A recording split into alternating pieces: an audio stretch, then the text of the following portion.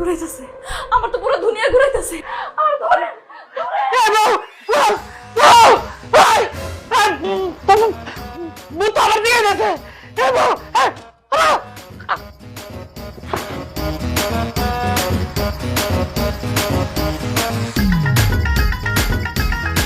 চুমকি চুমকি হবু জামাই হবু জামাই আরে হবু জামাই তুমি ঠিক আছো তো বাবা? আরে দূর বেঈমান, কেমনে সবকিছু ঠিকঠাক থাকবো? হ্যাঁ, আপনি তো আমার অশান্তির মূল কারণ।